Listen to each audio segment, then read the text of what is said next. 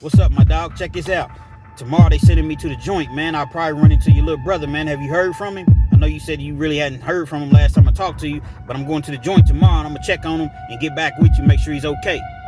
Oh, what up, little youngster, man? I can't believe they put us in the same cell together, man. What's up with you, man? You alright? You good? And what's going on with little youngster, man? That was my dog, my homie, man. Now he act like he can't even barely speak because he's up here. He been up here for like 3 weeks, but I don't know what the deal is, man. What's up with bruh? What? You lying?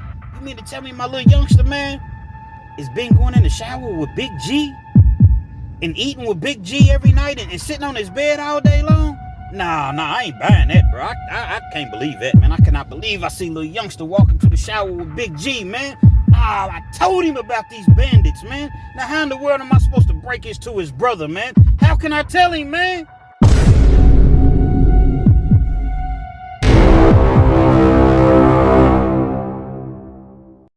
Yo, once again, it's on. Back at you one more again, Real Kens TV in the house like motherfucking kitchen sinks. You know, I had a viewer actually reach out to me this morning. And actually, the video that made the viewer reach out to me was a video that I have on my channel. I believe it's titled Being Turned Down in a Prison Shower. And it's something that I did a couple months ago. So if you haven't seen it, feel free to go on my channel and check it out. And so the viewer left this message last night. I checked my emails as I typically do every day, every other day at least. And, you know, he was telling me a situation that he went through. He was telling me that the video really, he appreciated the video as far as me getting this information out there, especially to the youngsters, just to people in general that really don't know what goes on in prison. He tells me a story because we actually ended up getting on the phone, and he ends up telling me a story in which this same sort of horrific act, if you will, happened to him, just in a totally different manner. Before I get into this afternoon story, understand that I am the self-proclaimed Mr. 30 Minutes or Better, meaning that every video I drop is guaranteed to be 30 minutes or better. So if you're on your way to work, you're at work, you really just don't feel like being there, you're having a day to where you're dragging or what have you, or you're on your way from work, or you're just trying to lay down and take a nap, go to sleep, depending on what time you actually see this video, or you're just in the mood to smile or cry, or just hear a good old-fashioned true penitentiary story, then this is the channel for you. And so I'm speaking with this individual, and obviously I'm not going to say his real name. So we're just going to refer to him as Todd. I don't know why Todd, but Todd was the first name that came to mind.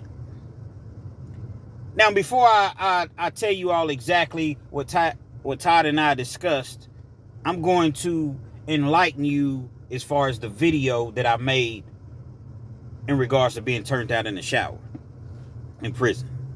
So if you've seen it, just lay back, rock with me, man. Basically, the video, as far as being turned out in the prison, was about a youngster, and I named him Youngster. And he was a younger brother of a very good friend of mine. We were in the county jail together. We were both waiting to get sent up. Get sent up means you're going to, the penitentiary. You're just waiting on that bus, the Gray Goose, to come. Both of our cases were pretty much over with. He ends up going to prison maybe 3 weeks before I do. 3 weeks, a month, something like that before I do. He goes to the Rotary Farm. The Rotary Farm is where you go, you get processed at. Get classified. They do all your medical work, physical exams, psychological exams, what have you. You might sit there for 2 months, 3 months, 4 months. And then at that point, they send you to whatever prison that you're going to. You're in 100-man dorms. You're around lions, tigers, bears, goons, killers, dealers. They don't separate you. So you may be in there for something very, very basic. Driving on suspended license too many times. Yeah, in the Commonwealth of Kentucky, that'll get you sent straight to prison. Get caught driving on suspended 4 times, I believe. Or you have multiple misdemeanors the same exact misdemeanors, they'll do what's called a aggregated sentence. And they'll run them all together, and then they'll send you up. That's crazy. A misdemeanor can actually turn into a felony if you commit the same misdemeanor too many times. But nevertheless, the Rotary Farm is a very dangerous place, aka the fish tank. And so he gets sent up. Now I tell him the whole time we in the county jail, I'm looking out for him. I'm telling him like, look, because a couple people want to do something to him in the county jail. I'm like, nah, man, I got him, man. That's my little partner, man. All right, man, you better get him, man. You tripping, man. You better get him. And dude wasn't even doing nothing. A lot of it was just out of jealousy. Because the little youngster wasn't doing nothing to nobody, man. It didn't cause nobody no harm. So I'm telling him, I say, look, youngster, man, listen, man. When you get to that Rotary Farm, this is what you need to do. Go on and get your stamped envelopes. Because when you go to the Rotary Farm, you can't take anything in there. Maybe some pictures, some stamps, some envelopes, and I think some writing paper and a pen and things of that nature. It don't matter how much commissary you have. You can have $200-300 worth of food, hygiene items. You can't take any of that stuff into the Rotary Farm with you. No clothes, no nothing.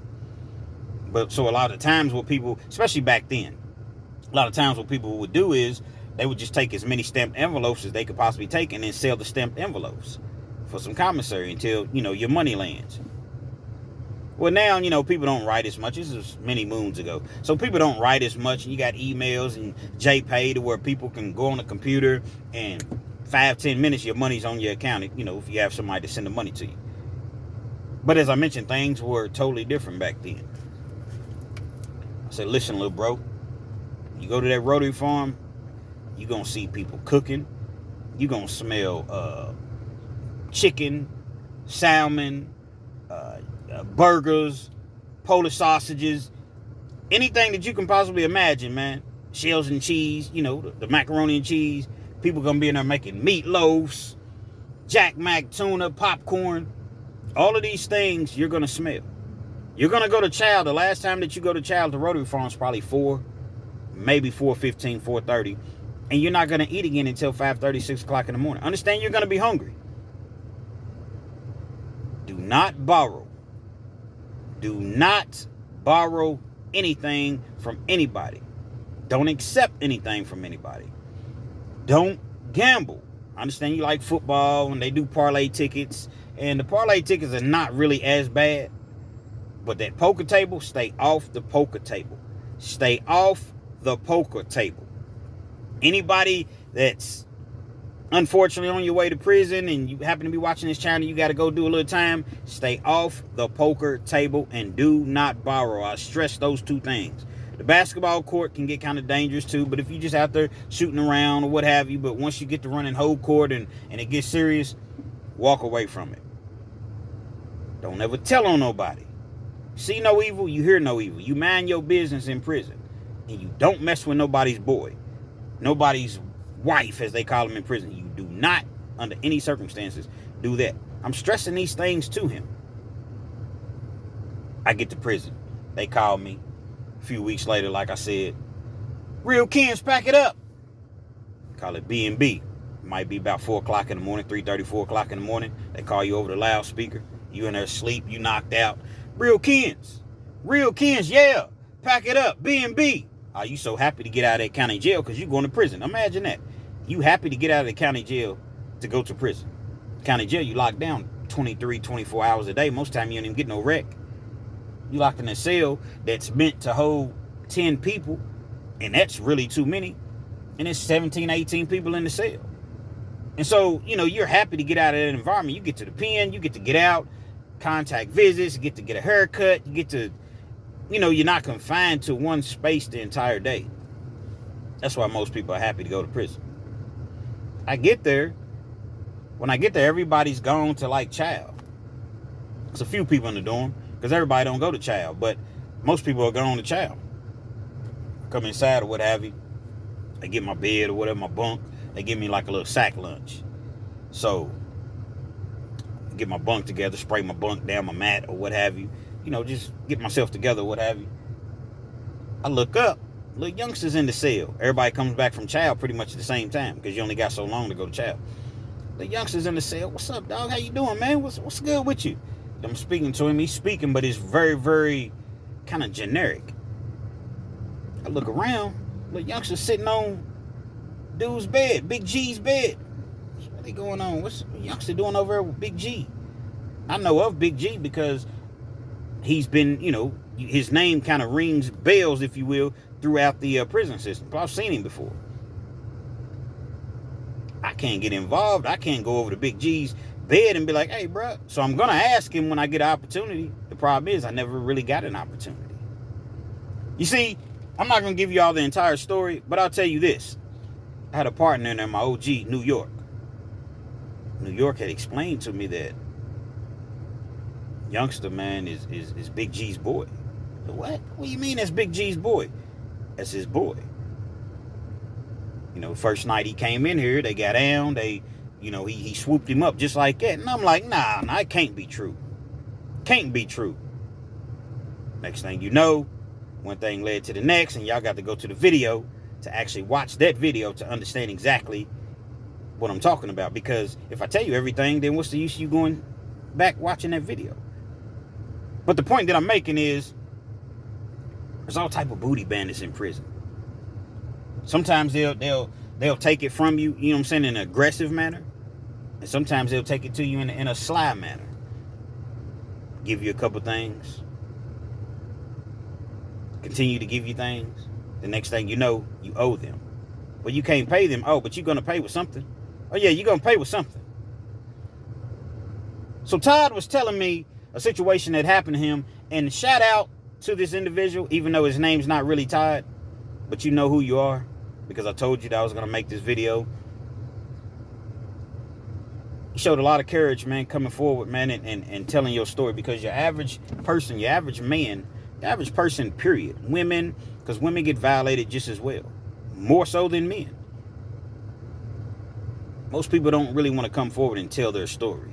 Tell the truth. Tell their truth as far as exactly what happened to them and how they were taken advantage of and exploited.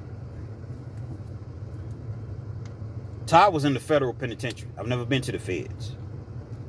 But you youngsters, y'all really, really need to pay attention to this. Todd was in the feds. He had caught a nice amount of time. I believe he had like 20 years. So he had caught a stretch. He got cool with some dude. He got cool with a dude that was his cellmate.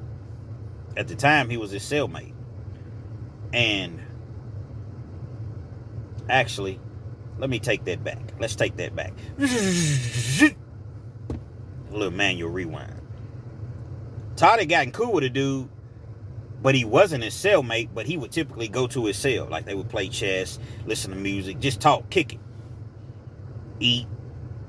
Todd's money hadn't really showed up at the time, so one of the main things that I stress, he started accepting things from this dude. Now this dude, you know what I'm saying, we just gonna call him the Bandit. Because he never really said what dude's name is. He's in the federal system. I don't know the dude, never heard of him, probably anyway. So I believe he said at this particular time they were in Florida, I want to say. Somewhere in Florida. And he would go to the individual cell, like I said, they kick it, So the dude is supposed to be schooling him as far as how to maneuver in the penitentiary. See, Todd was nothing but maybe 21, 22 years old. Very young. First time in prison. He trusted this dude.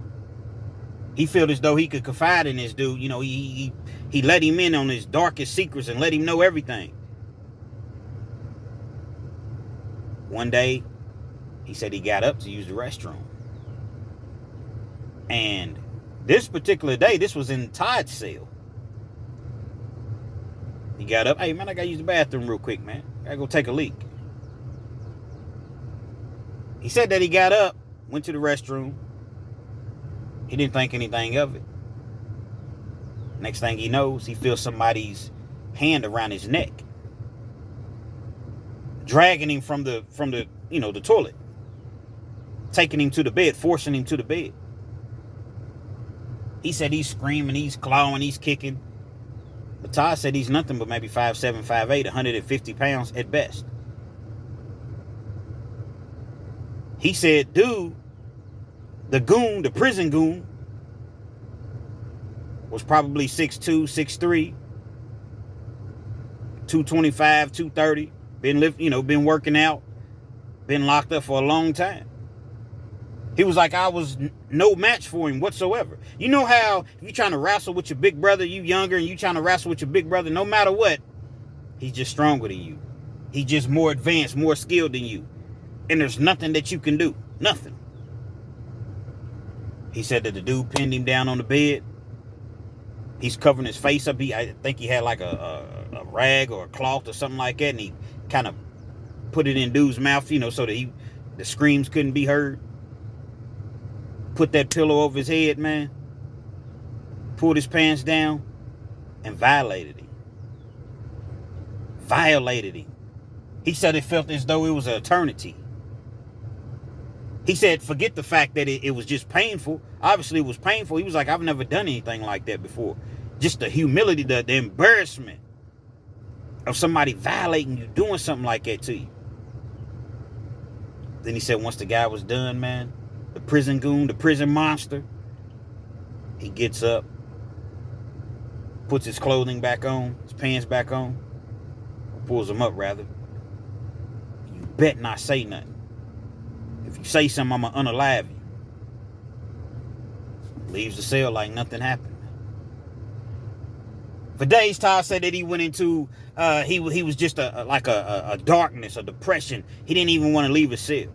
And then when he did leave his cell, he would come out to the TV room and pretty much just watch TV and go back in. He wasn't going to the yard. He wasn't doing anything because he trusted this person, which I don't know why, but it's very easy to befriend somebody in prison because you spend a lot of time around each other in prison, and he didn't know dude from a can of paint. Weeks goes past, and a couple people start to find out on the yard. Well, he knew. He ain't told nobody. He ain't said a word to a soul. The prison goon must have told somebody, man. The prison monster. He's telling people. So now people are starting to understand why he's not coming out of his cell. A couple of dudes approaching from his hometown. Like, bro, you got to handle this or you can't be on this yard, man. You can't be on this yard when dude done violated you. And you just gonna sit here and let that fly? Let that ride? No. But you got to put in your own work around here, homie. We can't do it for you. You got to handle it. The prison goon never really could get back to him because he's sending word, he's sending messages to him.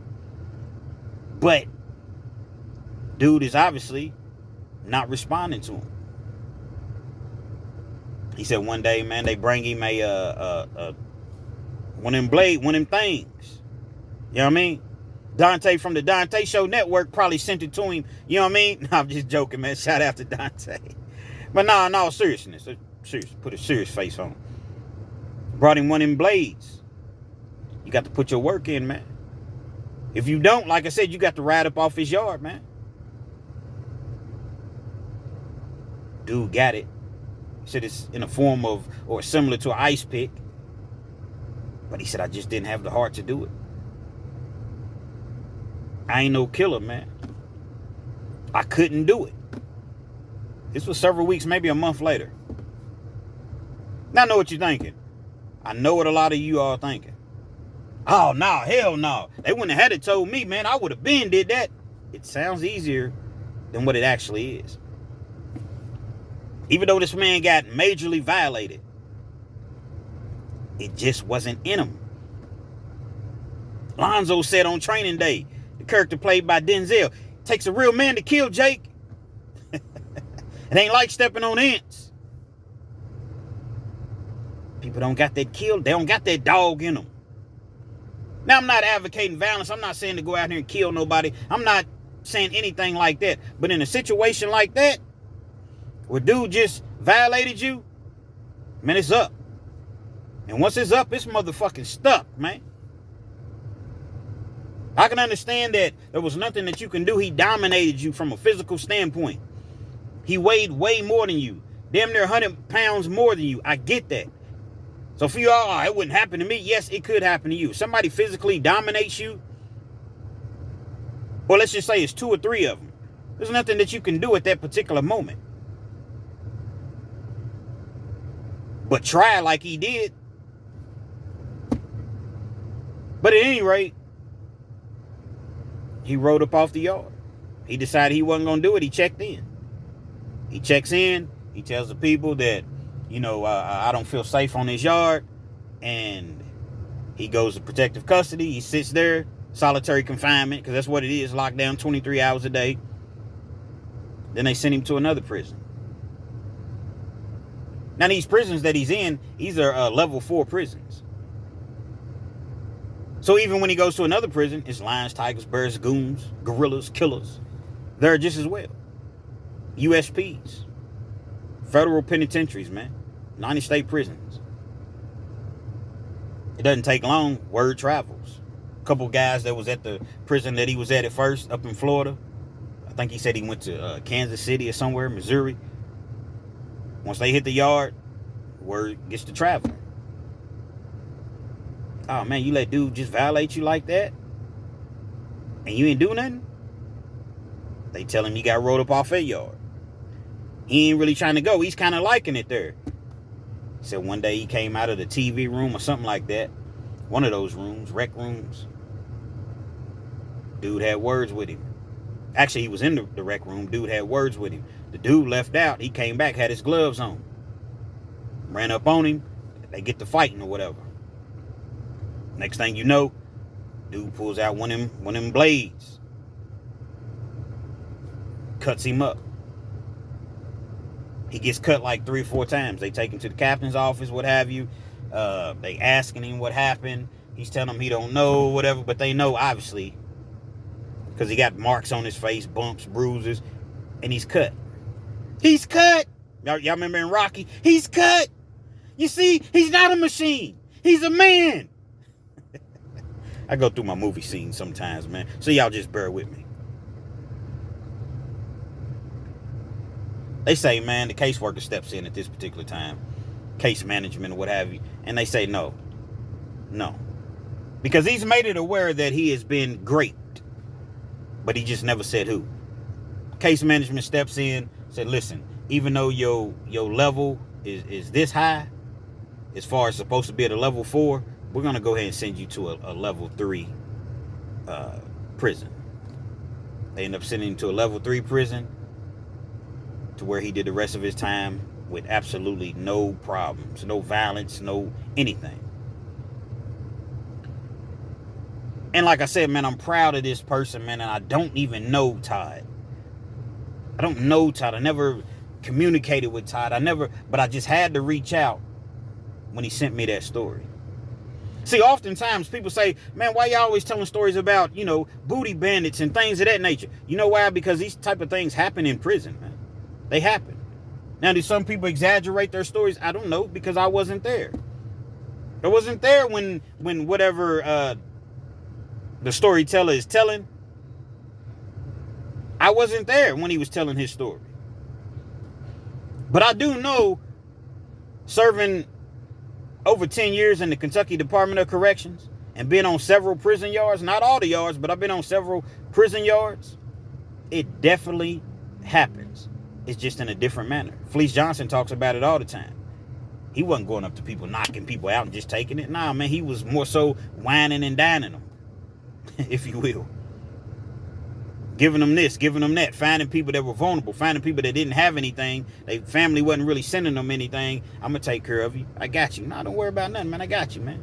I'm just looking out for you. We from the same hometown, or something about you, man. I just like you. Then next thing you know, he got you in the huckabuck. Doing the most. And you going for it.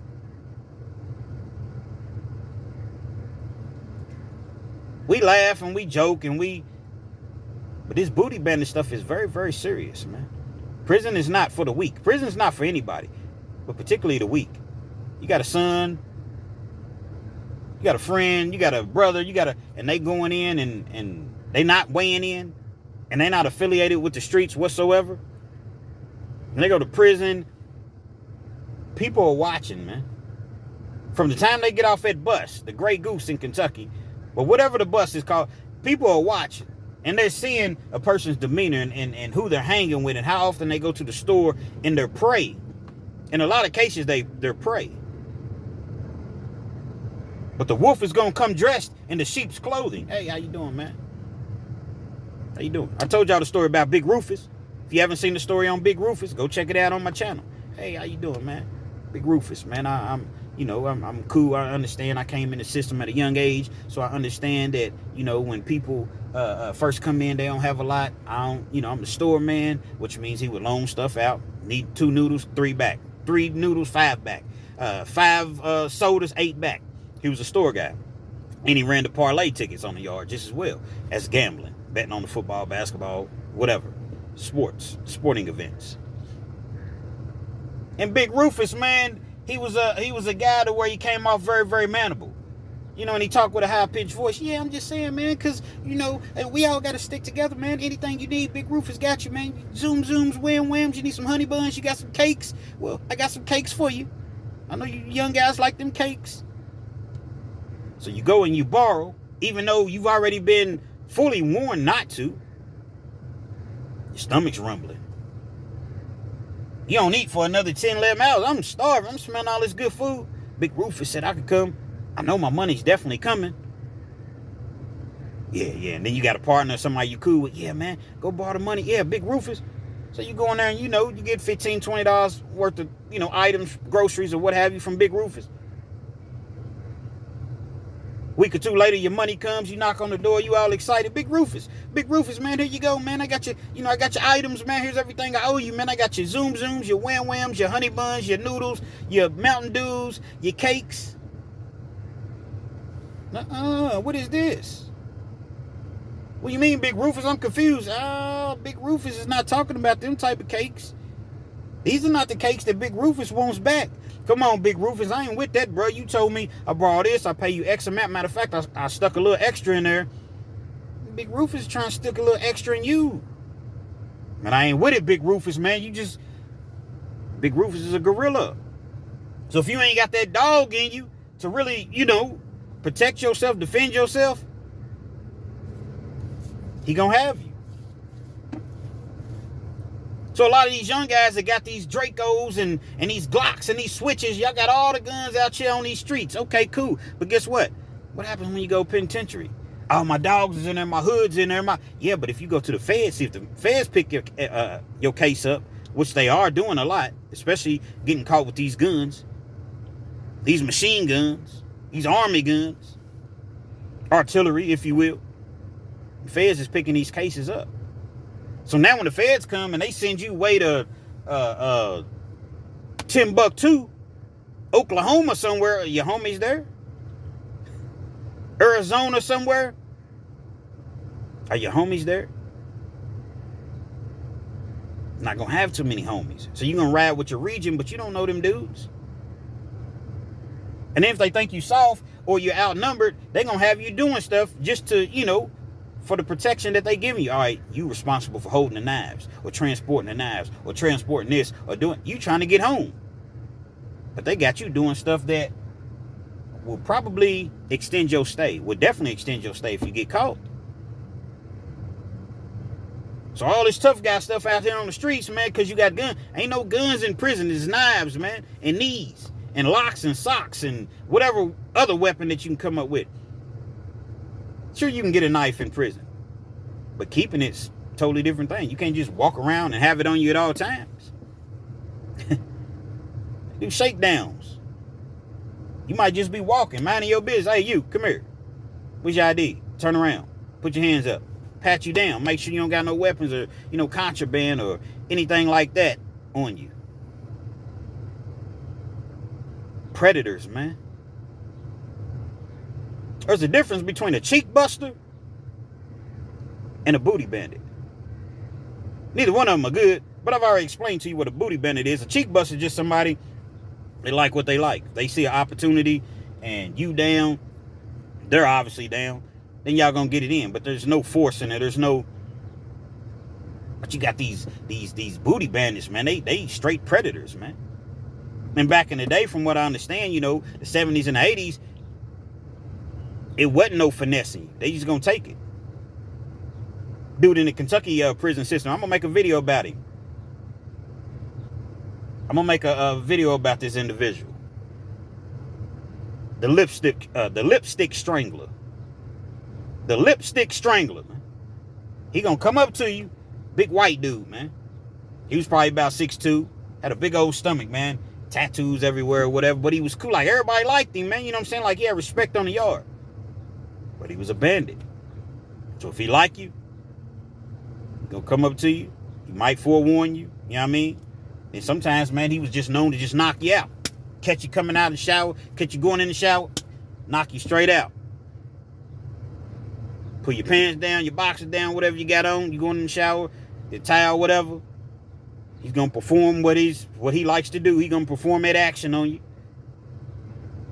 And then once he does that, he's gonna put lipstick on and kiss you on your forehead. Now you got a big old lipstick imprint on your forehead. Or if he came in your cell and got you, he gonna kiss you on your forehead afterwards. Then he gonna kiss the mirror. Put her lips on the mirror. Like on wrestling. You know, back in the day in wrestling, you know, you had wrestlers had their signature thing that they would go to after they pinned you. Jake the Snake Roberts would pull the snake out of the bag. Pause, though. Double pause. He would pull the a python or something out of the bag. You land in the ring knocked out, and the snake is crawling all over you. That was his signature thing that he did after, I guess it was a form of humiliation. Let you know that Jake the Snake had been there. The lipstick strangler, that's what he would do. He'd knock you out. Sometimes he'd choke you out. He gonna perform oral on you. And like I said, kiss you right on your forehead. And he gonna have that lipstick. And you're gonna have to walk around with that lipstick on your forehead. And everybody knew. These type of dudes and characters that's in prison, man, it's not a game. I know people's probably laughing. I'm trying not to laugh sometimes, but then I have to get back into that mode of where, man, this is not a laughing matter, man. Booty bandits is in prison, man, and they waiting every day. Every time that bus pulls up, they know the bus comes once or twice a week. They know which days that the bus comes, and they watching. They watching. So if you're out here in these streets, man, you better be solidified. You better know how to use your hands. You better get your weight up. You better go to that bag and you know, practice hitting that bag. See, you throw from your shoulders, man. You throw from your shoulders, man. So you got to, you see what I'm saying? You got to really, and I'm being silly, but I'm being serious just as well. You got to know how to protect yourself. Again, it's easy to say, oh, man, they just have to kill me, man. Yeah, everybody says that, and they will kill you. Unalive you, rather. They will, if that's what it takes. They have no problem doing that. These dudes got 40, 50, 60 years, and 135 years. Feds give you months. Humiliating 3,000 months. Now, who wants to try to decipher how many years that is? But that's a lot.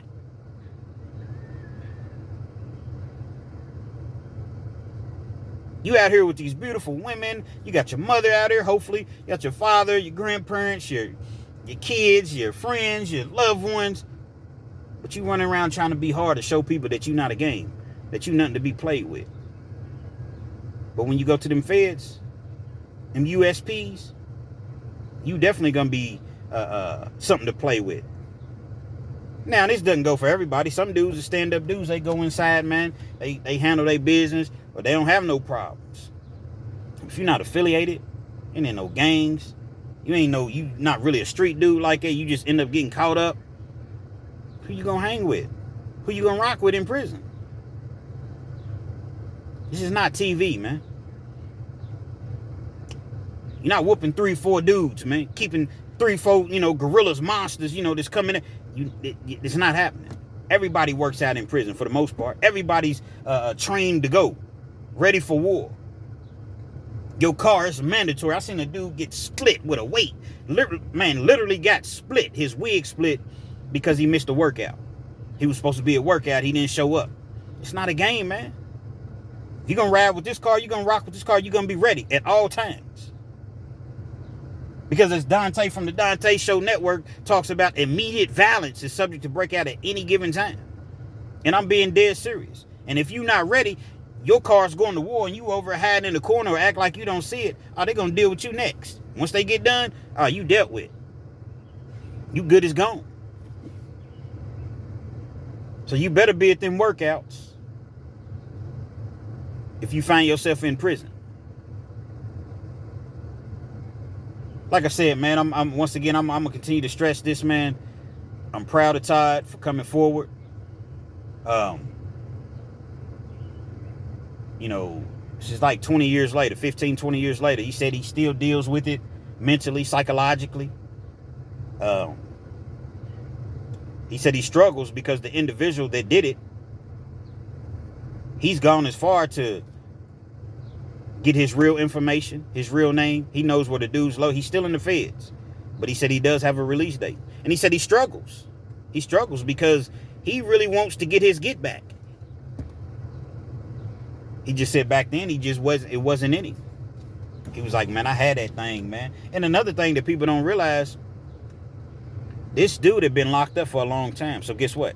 He wasn't just by himself. He got people around him. You can't just always just go up to a person and just catch a person. He got a clique. He got a car. Even though he does what he does, they know he does what he does, but he still got a car, a clique that he hangs with. So he got 8, 9, 10 people. How you going to even get to him? Well, I'll catch you when he's in the shower. Easier said than done. This dude got security standing outside of the shower with their boots on, man. While he's in there showering, making sure, and then when they go shower, he's the security standing outside. 150 pounds. Not to say that little guys not to say that little guys are soft or weak or anything. But this dude is 6'3", 6'4", man. 230, 240, whatever he is, 225, he all muscle. And you 150, burly, if that. He was like, I was afraid that even if I did it, I would tense up. And then he gonna take it from me and then probably use it on me. So I just let it go. I'm gonna tell you, man, I'm not I believe you handle your business in the streets, man, as far as if you in the streets. I don't believe in running to the cops and none of that stuff like that, as far as the street stuff goes. But in that particular case, man, dude should have told somebody, man. He should have told somebody. Yeah, man, dude did this to me. Yeah. Because you violated. See, there's no rules when nobody violates you like that. And the only reason that you shouldn't have told somebody is if you was going to handle it yourself. But if you wasn't going to handle it yourself, you should have told the staff, man. Because dude was going to continue to come back. He was already sending messages. He was just waiting to catch you. He was going to come back again and violate you all over again. He said it only happened one time. He was going to come back and violate you all over again. So if you're not going to put in that work and push that blade, man, you got to tell the staff, man. Call me what you want to call me, man. Do not allow nobody to violate you in that manner. See, now things are different because they have what's called the PREA, P-R-E-A, Pre-Grape Elimination Act. And you can just pick up the phone. You don't have to have no money on the phone. You hit like a certain number, a certain code, and you can report, yeah, I've been violated. And once you do that or what have you, I don't know exactly how it works, but I know that you pick up the phone and you let the people know. They'll come in, they'll get you, make sure you cool, and they're not going to put you back out on that yard. And you're going to let them know, hey, this person did this to me. Back then, they didn't have PREA. They didn't have all that stuff. Dog eat dog world in prison. It's totally different from out here on these streets, man. So like I said, you see the jokes and the laughter, the prison booty bandits, and you see the thumbnails, but I think that stuff is good because kids need to hear this. Kids need to know that prison is not a joke. These rappers, they drill music and they got these guns in the videos and they make it seem like, man, I went to the joint, man, did my time, man, I was in there holding stuff down. They didn't play with me. They didn't try me. Man, it's rapping. They entertainers. Not to say that all rappers are not doing that, because you probably have some. But for the most part, man, you're an entertainer. You're a rapper, man. You're a target when you go up in that bitch.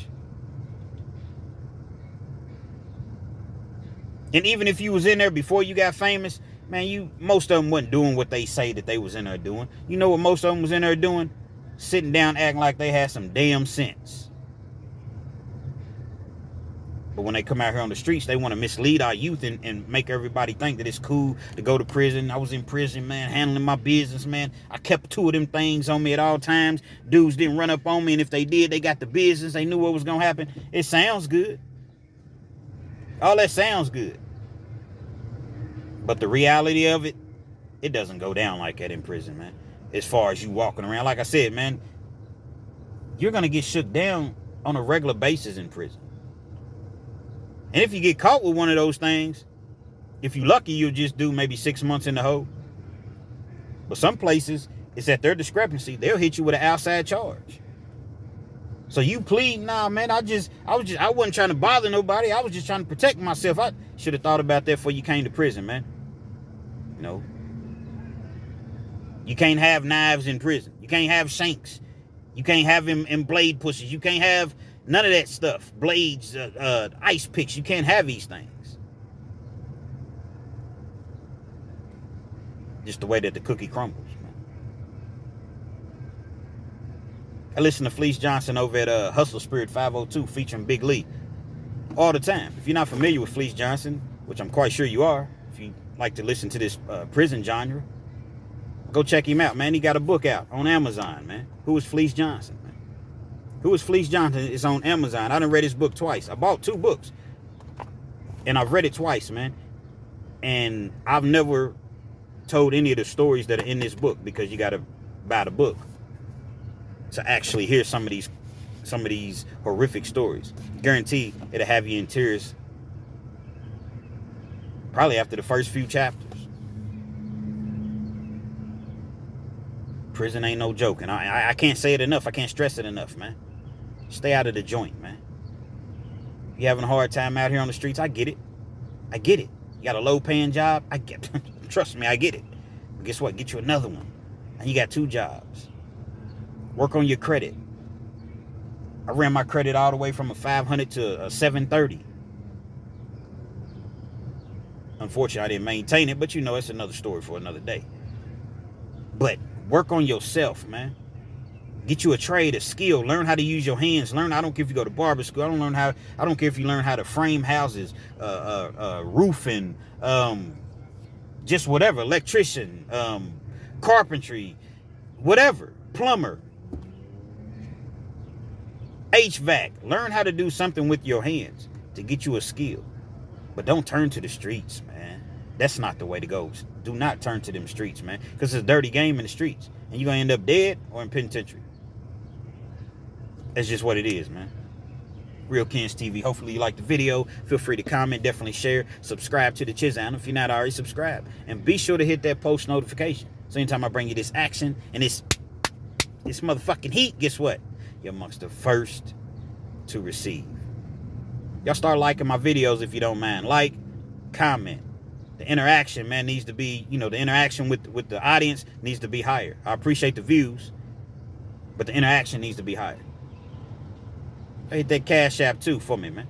It's up there for a reason. These videos, oftentimes people don't realize, man, it takes like 3 hours to get this video out to you all. I don't just make the video and just upload it. No, it's a whole process. And I'm barely even editing the videos, man. You know what I mean? Real Kens TV, man. Shout out once again to Todd, man. You brave, man. And I'm going to stay checking on you, bro. Real Kens.